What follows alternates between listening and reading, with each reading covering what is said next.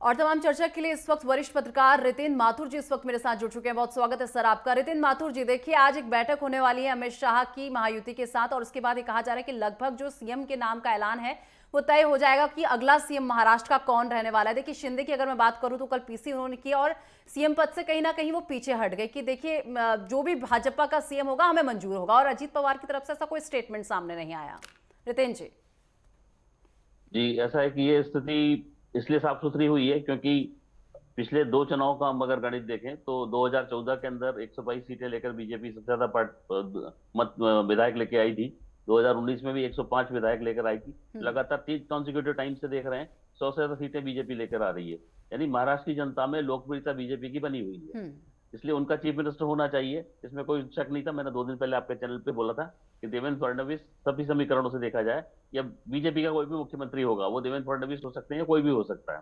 खैर अभी फाइनल हुआ कि देवेंद्र फडणवीस हो रहे हैं, और एकनाथ शिंदे जी ने भी समझ लिया कि मेरे को जो है बैकफुट पे आना चाहिए। मतलब बैकफुट से कहने का मतलब है कि चीफ मिनिस्टर नहीं रहना चाहिए और देवेंद्र फडणवीस जी को आगे करके उनके नेतृत्व में हमको सबको आगे बढ़ना चाहिए। अजीत पवार जी ने साफ सुथरा कर दिया, क्योंकि अजीत पवार जी जिस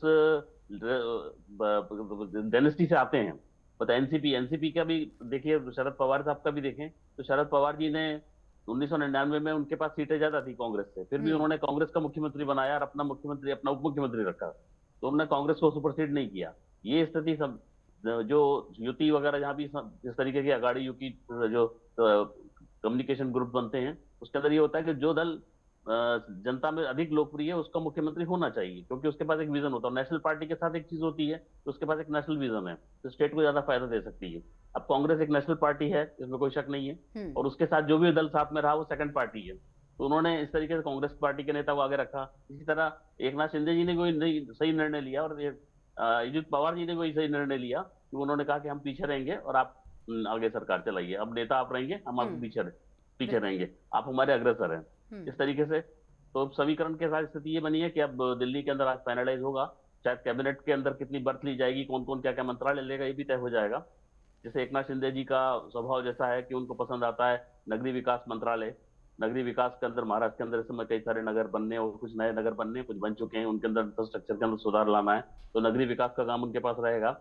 और ठाणे जिले से खुद आते हैं, ठाणे एक बड़ा जिला है, बहुत महत्वपूर्ण जगह है, और ठाणे में बहुत सारा विकास हो रहा है।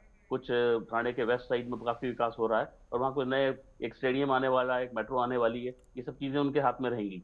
और इस तरीके से मुंबई के अंदर भी बहुत सुधार होना, और तीसरी मुंबई का भी डेवलपमेंट हो रहा है। ये 3 मुंबई का जो एकदम मुंबई के आसपास के क्षेत्र बहुत ज्यादा विकसित हो रहे हैं, इसके अंदर उनका बहुत ज्यादा ध्यान रहेगा, और उनके पास योजना भी है, और बीजेपी ऊपर से रितेन जी, योजना इसे देगी क्या तो समझे, भी एकनाथ करेगी। शिंदे की मजबूरी समझा जाए? क्योंकि देखिए कल जिस तरीके से प्रेस कॉन्फ्रेंस करने वो आया और उन्होंने कहा कि जो भी भाजपा का सीएम होगा देखिए हमें मंजूर रहेगा, और जो भी पीएम मोदी फैसला लेंगे वो हमें स्वीकार्य होगा, तो इसे क्या कहते हैं, एकनाथ शिंदे की मजबूरी समझा जाए? क्योंकि कुछ समय पहले उन्हीं के पार्टी की तरफ से ऐसे स्टेटमेंट आ रहे थे कि देखिए शिंदे के नाम पर जो है ये चुनाव लड़ा गया है, तो उन्हीं को ही सीएम होना चाहिए, बिहार के फॉर्मूले के साथ ही सीएम बनना चाहिए, और जो सीएम हो मराठा समुदाय का ही होना चाहिए। इस तरीके के स्टेटमेंट जो है उनकी पार्टी की तरफ से सामने आ रहे थे, और अब एकदम से पीसी करके ये कहना कि जो भी भाजपा का सीएम होगा हमें मंजूर होगा।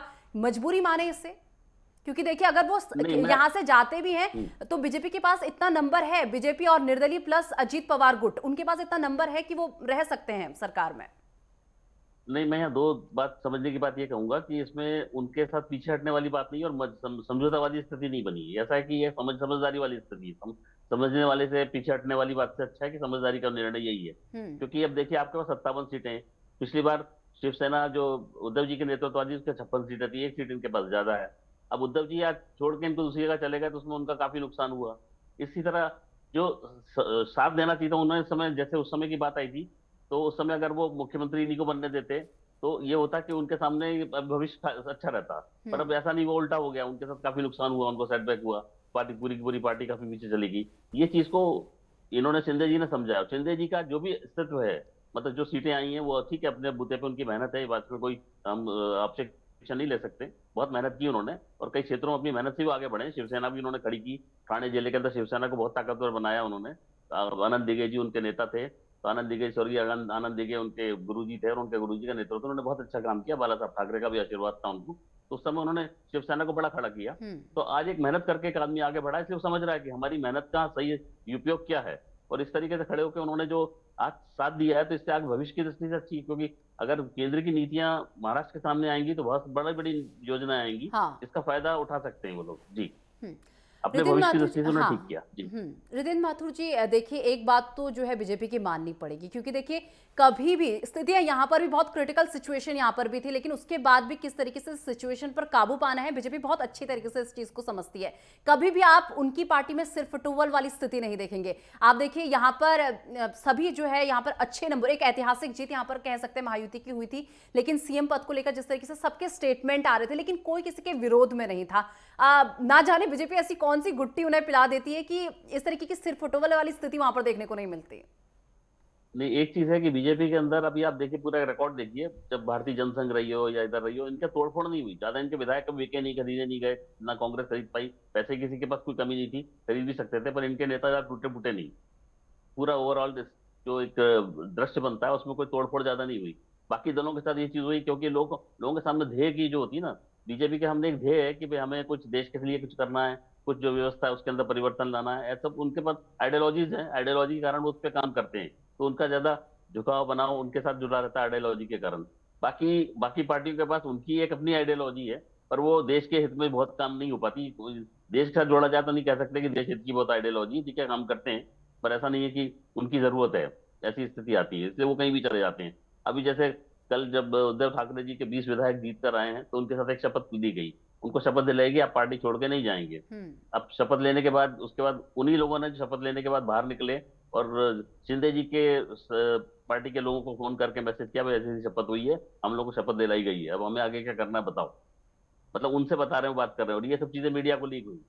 तो ये एक नई बात आती है कि 20 विधायक उधर तैयार बैठे हैं, मतलब उनके मन में कहीं कहीं कंफ्यूजन है। तो अब आप 20 विधायक जब आपके साथ हैं, तो वो भी आपके साथ नहीं दिख रहे हैं, ऐसी बातें आ रही है निकल के सामने, तो ये चीजें काफी चौंकाने वाली लगती हैं, ये कहना है बिल्कुल। जी।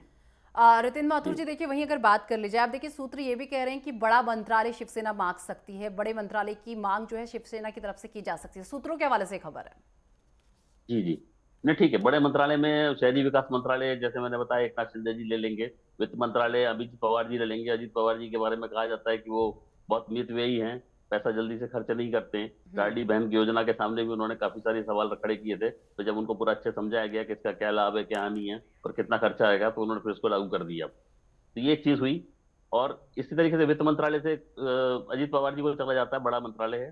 शहरी विकास मंत्रालय महत्वपूर्ण मंत्रालय उनके पास चला जाएगा। गृह मंत्रालय जरूर बीजेपी अपने पास रखेगी और देवेंद्र फडणवीस इसे अपने पास रखेंगे, जहां तक मेरे को लगता है, क्योंकि लास्ट टाइम उनका गृह मंत्रालय में अच्छा परफॉर्मेंस रहा और उनको थोड़ा अनुभव भी ज्यादा है, गृह मंत्रालय के अंदर अनुभव भी है अच्छा, तो इसलिए वो शायद अपने पास शायद के अंदर रखेंगे, अपने पास ही रखेंगे वो गृह मंत्रालय, बीजेपी अपने पास ही रखने वाली ठीक है। है। बाकी और जो महत्वपूर्ण मंत्रालय हैं उनके बंटवारों के अंदर फिर देखा जाए कैसे कैसे होते हैं, पता बिल्कुल चलेगा।